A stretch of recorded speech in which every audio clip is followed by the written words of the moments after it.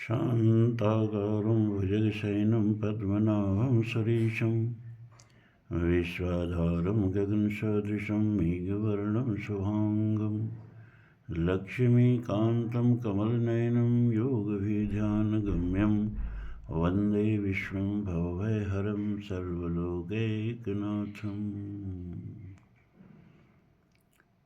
यन्मायावशवर्ति विश्वमखिलं ब्रह्मादिसेवासुरा यत्सत्त्वादमृषैव भाति सकलमृज्यो यथा भ्रमः यत्पादप्लवमेकमेव हि भवाम्भोजतितिरिषावतां वन्दे तमःशेषकारणपरं रामाख्यमीशं हरिम्। श्रीराम जय राम जय जय राम, श्री राम जय राम जय जय राम। धर्म प्राण सत्संग प्रेमी सज्जनों,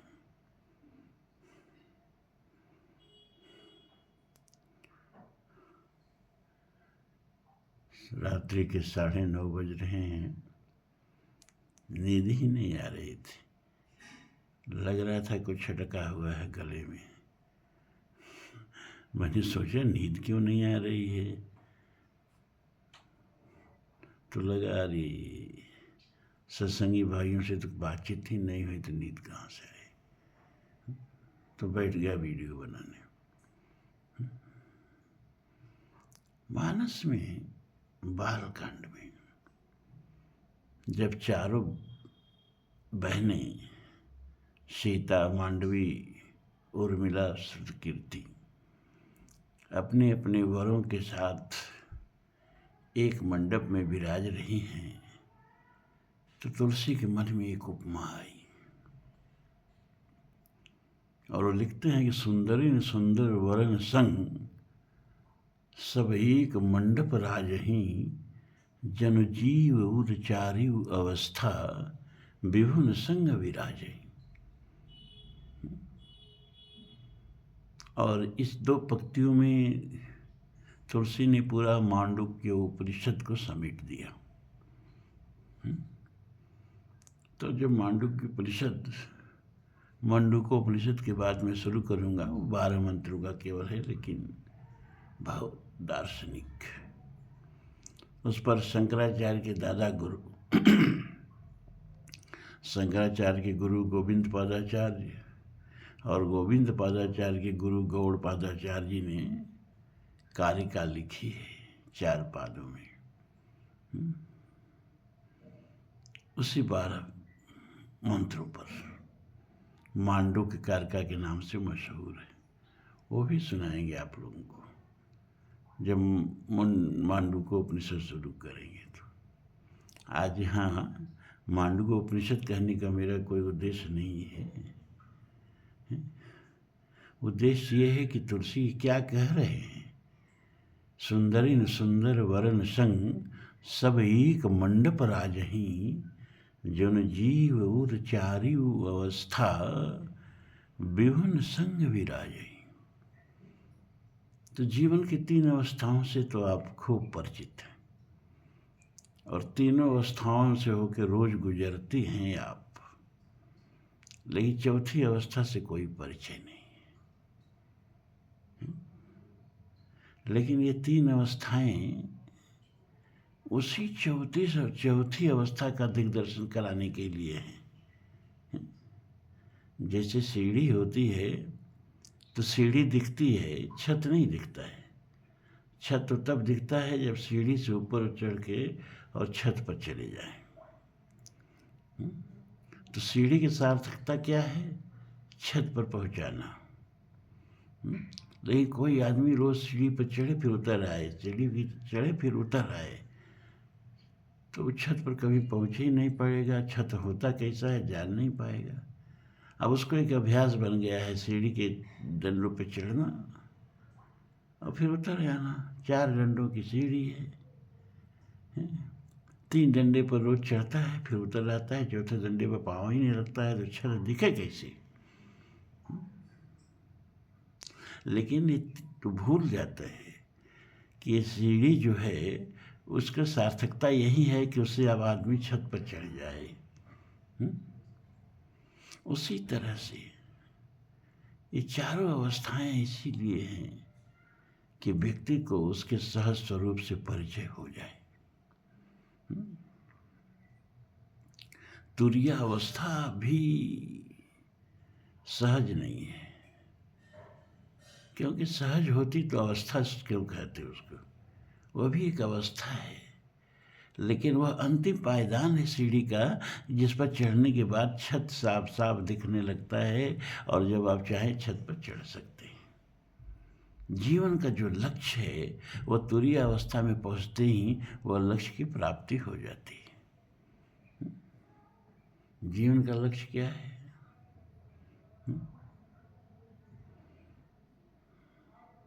जीवन का लक्ष्य है यद गत्वा न निवर्तन्ते तद धामम परमम मम। भगवान कहते हैं मेरा तेरा घर एक ही है, दो नहीं है भैया। एक ही घर है, जो घर नारायण का है वही घर नर का है, जो घर ब्रह्म का है वही घर जीव का है। जीव को भी वहीं पहुंचना है जहाँ ब्रह्म है। तभी उसकी यात्रा की समाप्ति होगी और तभी उसको शांति मिलेगी। नहीं तो चलते रहो, गाड़ी बदलते रहो। गाड़ी का मतलब शरीर पर शरीर बदलते रहो। कठोपनिषद कहता है ना, ये चेत सकद बोद्धुम प्राग शरीर विसृष्य ततो सर्गेषु कल्पेषु शरीरत्वाय कल्पते। इस चेत सकद बोद्धुम प्राग शरीरस्य विसर्षः। अरे इस शरीर के विसर्ष माने काल की धारा में बह जाने से पहले, इस शरीर के गिर जाने से पहले, इस शरीर को साधन बनाकर अगर तुम अपने स्वरूप की प्राप्ति कर लिए, चेतन अमल सहज सुख राशि ईश्वर अंश जीव अविनाशी, उस अविनाशी तत्व को जान लिए, तब समझो कि बहुत बड़ी उपलब्धि हो गई। मानव जीवन धारण करने का उद्देश्य प्राप्त हो गया। कृतकृत्य होके यहाँ से जाओगे। लेकिन अगर प्राप्ति नहीं हुई, आत्मबोध नहीं हुआ मानव शरीर पाकर भी, तो शरीर क्या होगा? सर्गेषु, सृष्टि में, कल्प कल्पांतर में शरीरत्वाय कल्पते, विभिन्न विभिन्न शरीरों को धारण करना होगा। पुनरपि जन्मम पुनरपि मरणम पुनरपि जननी जठरे शयनम। और केनोपनिषद में भी एक मंत्र सी अर्थ का आता है, इह चेद सकद बोद्धुम नहीं इह चेद वेदी सत्यमस्ति न चेदिया वेदी महति विनष्टि भूतेषु भूतेषु विचित्र धीरा प्रेताः तस्माद् लोकाद् मृता भवन्ति।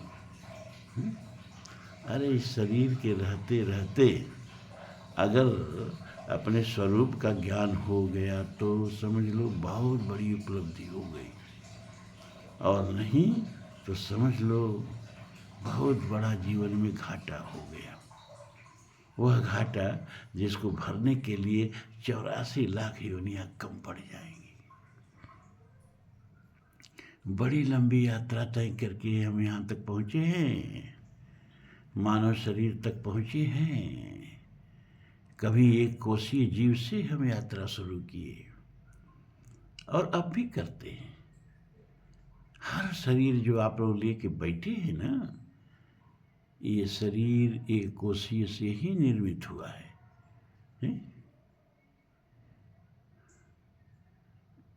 एक कोशीय जीव से ही ये मल्टी सेलुलर जीव हो गए हैं आप।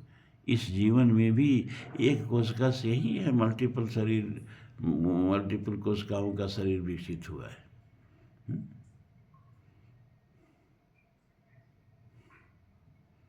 माता के गर्भ में प्रारंभ में सब एक कोशीय ओवम जो होता है माँ का एक कोशीय ही होता है? और उसी के किण्वन से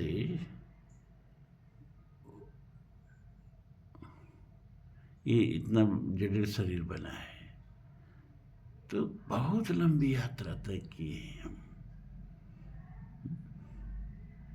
और एक चीज है भैया, ऊंचाई पर चढ़ने के लिए ना रास्ते निश्चित होते हैं। एवरेस्ट पर चढ़ना है चाहे कहीं चढ़ना है तो पर्वतारोही जो है, पहले के आरोही जिस रास्ते से गए हैं उस मैप को साथ लिए रहते हैं और उसी रास्ते से चढ़ते हैं। चढ़ने का एक रास्ता बना है, लेकिन गिरने का कोई रास्ता नहीं है। जहाँ से पैर फिसला कोई रास्ता गिरने का होता ही नहीं है, गिर जाओ। तो इतनी ऊंचाई तक हम जो चढ़े हैं और इसके ऊपर की, अब यहाँ प्रकृति के साथ हमारी यात्रा खत्म। प्रकृति की उंगली पकड़ के यहाँ तक आए हैं, इसके बाद प्रकृति की पहुँच ही नहीं है। अब आगे यहाँ हमको जाना है तो प्रकृति अब यहाँ से कहती है कि या तो अपने बल पर आगे बढ़ो और नहीं तो फिर नीचे गिरो। तो बहुत से लोग तो पूरा नीचे ही गिर जाते हैं। बहुत कम लोग होते हैं जो प्रकृति का हाथ छोड़ करके और अपने आत्मबल से, साधना के बल से, सत्संग के बल से उच्चतर लोगों को प्रयाण करते हैं जहाँ प्रकृति की पहुँच ही नहीं है। न तद्भासयते सूर्यो न चंद्र न तारको नेमा विद्युतो भांति कुतोयम अग्नि तमेव भांतम अनुभाति सर्वम तस्य भाषा सर्वविदम विभाति न तद्भासते सूर्यो न चंद्र तारकम। मतलब प्रकृति की वहाँ पहुँच नहीं है। साफ साफ इसका अर्थ यही है।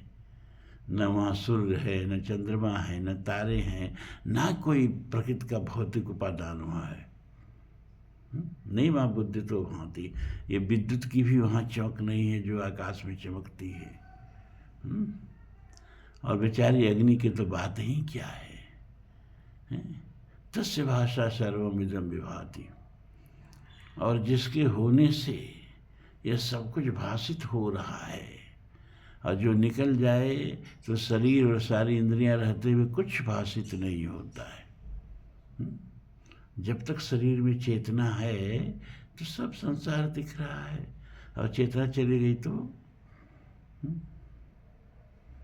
और एक बड़ी विचित्र स्थिति ये है। कबीर का एक पद है, बड़ा दार्शनिक है। कबीर कहते हैं कि हम न मरे मरिहें संसारा, हमको मिला जियावन हारा। राम मरे तब हमहु मरिहें, राम न मरे तब हम काहू को मरी। हम न मरे मरिहें संसारा। बहुत बड़ा अनुभव बता रहे हैं कबीर।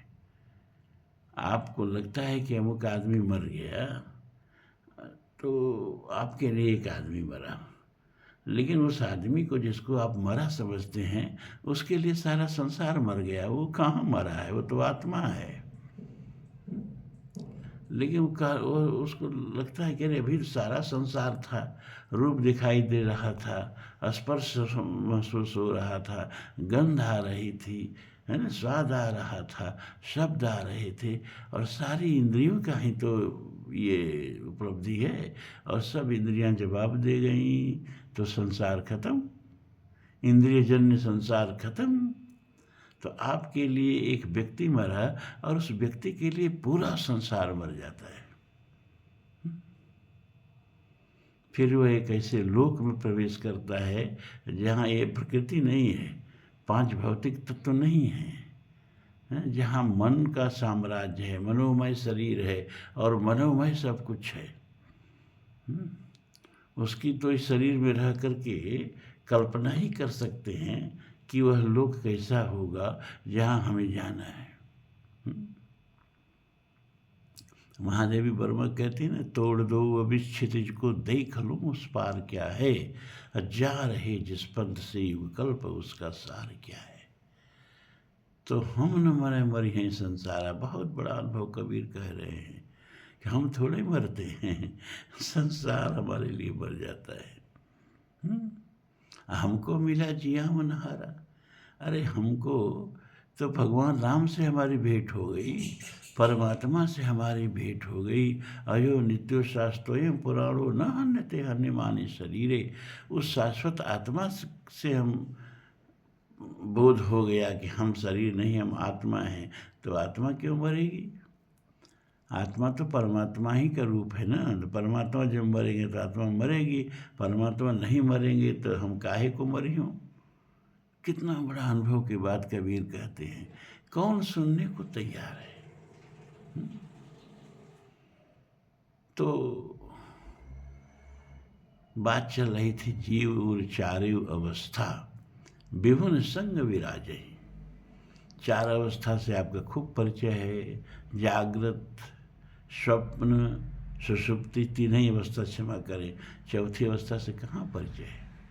उस चौथी अवस्था को तुरीय कहते हैं, जो समाधि में जाने पर प्राप्त होती है। लेकिन समाधि में जाएं कैसे? अभी मानस रोग आप लोगों को सुनाया था ना मैंने। तो तुलसी लिखते हैं कि एक व्याधि ते नर मरे ये असाध बहुव्याध, असंतत पीड़ जीव कह सो किम लहई समाधि। शरीर के रोग के प्रति तो सब सजग होते हैं, लेकिन मन के रोग के प्रति सजग नहीं होते हैं। जबकि शरीर तो इसी लोक तक रहता है साथ, इसके बाद साथ छोड़ देता है। लेकिन मन तो जन्म जन्मांतर तक साथ जाता है ना। अगर वह मन ही रुग्ण है तो हमेशा उसको रुग्ण शरीर ही मिलेगा, रुग्ण संसार ही मिलेगा। तो यह शरीर को रोग हुआ तो यह लोक नष्ट हो जाएगा, इसमें कोई दो राय नहीं है। तंदुरुस्ती लाख नियामत कहा गया है, हेल्थ इज वेल्थ। लेकिन यह हेल्थ और वेल्थ इसी जीवन तक साथ रहता है। अगले जीवन में मन का हेल्थ जो है साथ जाता है, मन का स्वास्थ्य। और उसको कितना रोग हो गया है, मोह सकल व्याधिन कर मूला से लेके काम बात कपलोभ बारा क्रोध पित्त छाती जारा, ये सब सुना चुके हैं आपको ना। तरह तरह का जो मानसिक रोग है। एक व्याधि ते नर मरे ये असात बहु व्याध, संतत पीड़ जीव कह सो किम लहई समाधि। तो तुरीय अवस्था तक तो वही जाएगा ना जिसका मन स्वस्थ हो, जिसका मन शांत हो। मुंडको उपनिषद में ही आगे कहेगा ना,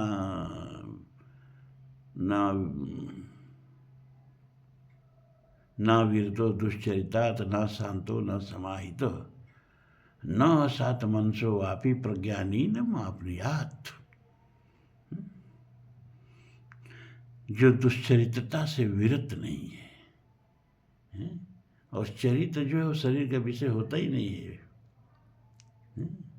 your character lies not among things done by you but among things willed by you. तुम्हारा चरित्र जो तुम करते हो उसमें नहीं है, तुम्हारा चरित्र जो तुम सोचते हो उसमें है। What you think that is your character. अरे बहुत कुछ आप बहुत कारणों से नहीं कर पाते हैं, करना चाहकर भी। आप चोरी करना चाहते हैं, चोरी नहीं कर पाते हैं, लेकिन आप चोर हैं, आपका चरित्र चोर हो गया। क्यों? क्योंकि आपके मन में चोर है। व्यभिचार करना चाहते हैं, नहीं कर पाते हैं, लेकिन आप व्यभिचारी हैं। क्यों? क्योंकि आपके चिंतन में व्यभिचार है। तो चरित्र चिंतन का विषय है, कर्म का विषय नहीं है। आप क्या करते हो डजेंट मैटर, आप सोचते क्या हो, दैट इज योर कैरेक्टर। सोचते क्या हो। तो हमेशा दुश्चरिता का मतलब जो है अंतःकरण से ही है, मन से है, बुद्धि से है। तो ना वीरतो दुश्चरितात्, यानी जो दुश्चरित्रता से मुक्त नहीं है। न शांतो न समाहित, और जो शांत नहीं है। बहुत सारी कामनाएं जो हैं, भव नाचो भाई बहुत गोपाल, काम क्रोध कर पहिर चोलना कंठ विषय के माल। भरम भरम भरमन भयो पखावज, चले अपनी चाल, तृष्णा नाद करत घट भीतर। नाना बिरदय ताल, अब हो नाचो बहुत गोपाल। सूरदास का पद है। इस तरह का कामनाओं का नृत्य करने वाले को काम क्रोध कर पहिर चोरना कंठ विषय का माल, उसको परमात्मा कभी नहीं मिलता है। जिसकी सब कामनाएं बुझी हुई ईंधन की अग्नि की तरह शांत हो चुकी हों, जितना है उसमें संतुष्ट। इसका मतलब ये नहीं कि आप धन कमाने का प्रयास न करें, लेकिन धन न आए तो बहुत व्यथित भी न हो जाए। जितना आए उसमें संतोष करें, और अगर संतोष नहीं करेंगे तो भ्रष्टाचार शुरू हो जाता है। इतना जान लीजिए। तो ना विरतो दुश्चरितात, ना शांतो, ना समाहित। समाहित चित्त, मल्टी डाइवर्टेड, बहुत शाखा हनंताशी बुद्धयो और व्यवसायी नाम, भगवान गीता में कहते हैं। जो मल्टी डाइवर्टेड है, जिसके जीवन का कोई लक्ष्य ही नहीं है, चल रहा है, क्यों चल रहा है खुद उसको भी पता नहीं। कभी 10 फाल इधर दौड़ रहा है, 10 फाल उधर, 10 दिशाओं में दौड़ लगा रहा है। क्यों? क्योंकि सारी दिशाओं को बांध लेना चाह रहा है। सारी दिशाओं के पास जो कुछ भी है उसको अपने कब्जे में कर लेना चाह रहा है? जिसको जीवन का एकमात्र लक्ष्य नहीं है कि भैया मानव शरीर क्यों मिला है, उसके उद्देश्य की पूर्ति करें। समाहित चित्त उसको कहते हैं जिसके जीवन का लक्ष्य निर्धारित हो चुका है कि हमको आत्मबोध प्राप्त करना है, क्योंकि मानव शरीर बार बार नहीं मिलने वाला है। कबहू कर करुणा नर देही, देत ईश बिन हेतु स्नेही। मानव शरीर बड़ा मूल्यवान है और बड़ा महंगा है, और आपके किसी भी कर्म का ये फल नहीं है, ये ईश्वर की कृपा का फल है। अगर आपको मानव शरीर मिला है तो ईश्वर आप पर कृपालु है। और मानव शरीर मिलके विवेक चूड़ामणि में शंकराचार्य जी कहते हैं कि 3 चीज़ें संसार में दुर्लभ है। दुर्लभम त्रयमेतद् देवानुग्रह हेतुकम, मनुष्यत्व, मुमुक्षत्व, महापुरुष संश्रय। 3 चीज़ें बहुत दुर्लभ है। दुर्लभम त्रयम एतद्, ये 3 चीज़ें बहुत दुर्लभ है। और देवानुग्रह हेतुकम, भगवान की कृपा से ही ये तीनों चीज़ें मिलती हैं। क्या? मनुष्यत्वम, मनुष्य का शरीर, और मनुष्य का शरीर प्राप्त करके और बार बार जन्मने मरने के चक्र से मुक्ति पाने के लिए इच्छा, मुमुक्षा जिसको कहते हैं। तो मनुष्यत्व, मुमुक्षत्वम, और मोक्ष पाने की इच्छा हो गई लेकिन सत्संग नहीं मिला तो फिर इच्छा ही रह जाएगी। तो सबसे दुर्लभ सत्संगत दुर्लभ संसारा, निमिष दंड भर एक बारा। धन्य घरी सोई जब सत्संगा। तो कह रहे हैं शंकराचार्य जी कि मोक्ष होने की, मनुष्य का शरीर और मनुष्य का शरीर पाकर के मोक्ष प्राप्त करने की इच्छा, और सबसे दुर्लभ यह है कि मोक्ष प्राप्त करने की इच्छा हो गई तो सत्संग। ये 3 चीज़ें बहुत दुर्लभ हैं और प्रभु की कृपा से ही मिलती है। तो ये बड़ा सुखद संयोग है कि आप लोगों को मनुष्य शरीर मिला है, भगवान की कृपा का एकदम सर्टिफिकेट है ये। और आप लोगों को सत्संग भी मिल रहा है। आप इस कृपा का फायदा उठा लें, क्योंकि भगवान कहते हैं कि मेरी कृपा रूपी वाही तो बहा करती है, लेकिन जिनकी पुरुषार्थ के पाल खुले होते हैं उन्हीं को हवा लगती है। सन्मुख मरुत अनुग्रह मोरा, साफ साफ कहा है मानस में। नर्तन भव सागर कहूँ बेरो, सन्मुख मरुत अनुग्रह मेरो, कर्णधार सदगुरु दृढ़ नावा, दुर्लभ साज सुलभ करि पावा, जोन तरई भव सागर नर शरीर अस पाई, असो नर निंदक मंत मत आत्माहन गति जाय।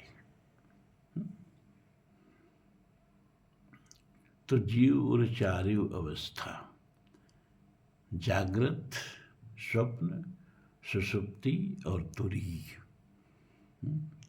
चारों बहनें चारों अपने बरों के साथ एक ही मंडप में ऐसी सुशोभित हो रही हैं जैसे जीव उर चारों अवस्था।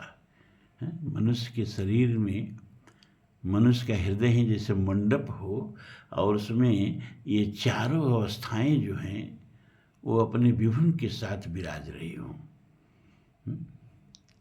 चार अवस्थाएं। तुरीय कौन है? तुरीय अवस्था सीता जी है। सुषुप्ति अवस्था कौन है? मांडवी है। और स्वप्नावस्था कौन है? उर्मिला जी है। और जागृत अवस्था कौन है? श्रुतकीर्ति जी है। इनके विभु कौन कौन है? तुरीय अवस्था के विभु कौन है?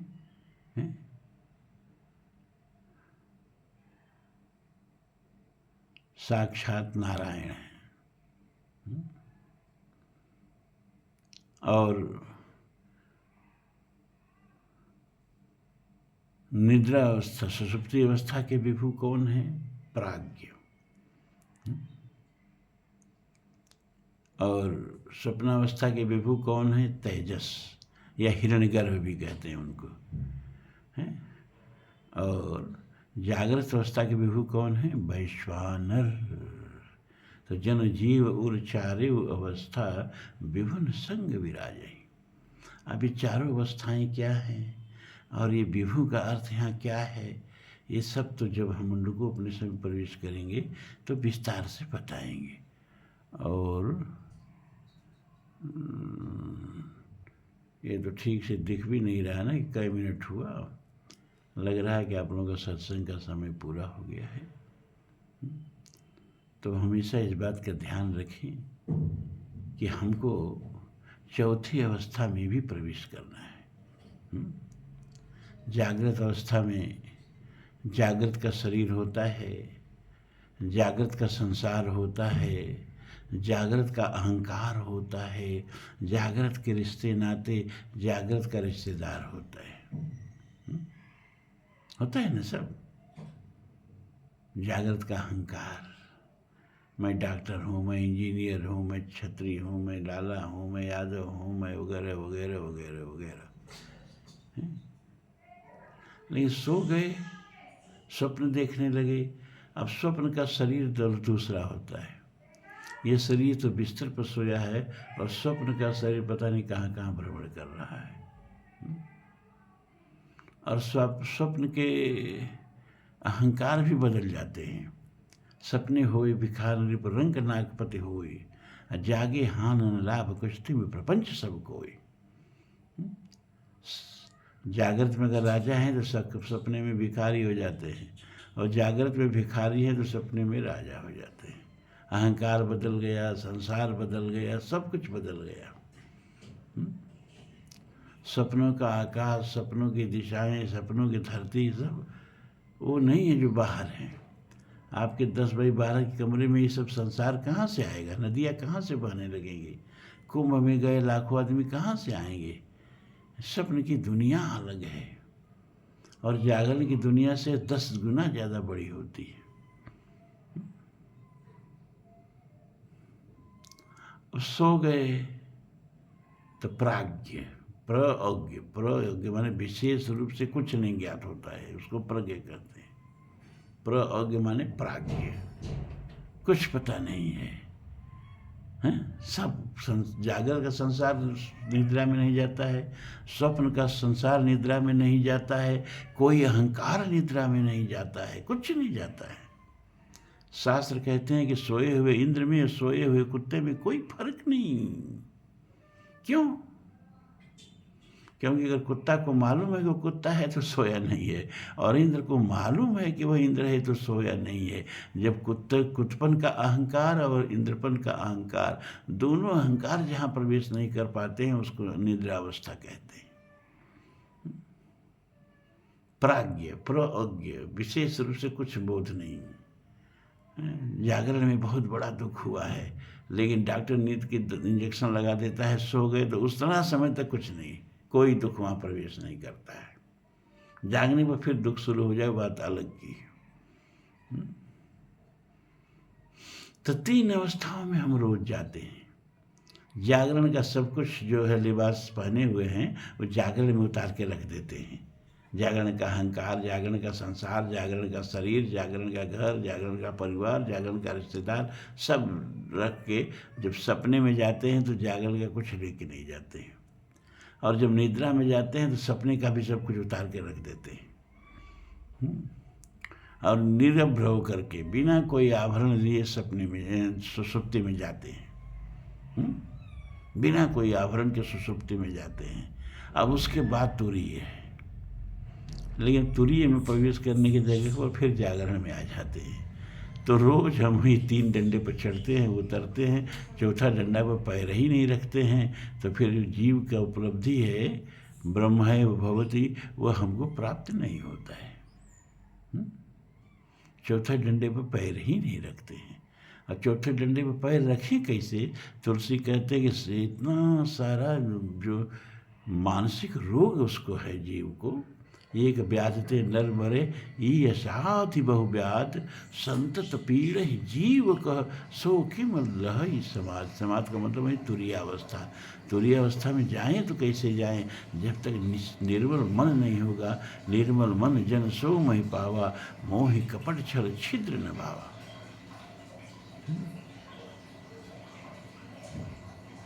तो सारी साधना ये हृदय की निष्कपटता को दूर करने के लिए होती है। शरीर के लिए शरीर का डॉक्टर होते हैं, लेकिन मन के रोग के लिए शरीर का डॉक्टर कुछ नहीं कर सकते। इधर तो हम कहीं हम नहीं आते जाते हैं, नहीं तो पहले दिल्ली में एक सोसाइटी बनाए थे लोग, तो कभी हरिद्वार में, कभी ऋषिकेश में, वो भारत भर के लोग उसमें पुरस्कृत डॉक्टर, उसमें हर तरह के लोग उसमें हमको बुलाते थे, सब मानसिक चिकित्सक के रूप में, और हमारा प्रवचन सुनते थे। तो कभी कभी मानसिक चिकित्सा पर भी ध्यान दिया करें। अब आज इतना ही। ओम शांति शांति शांति ओम।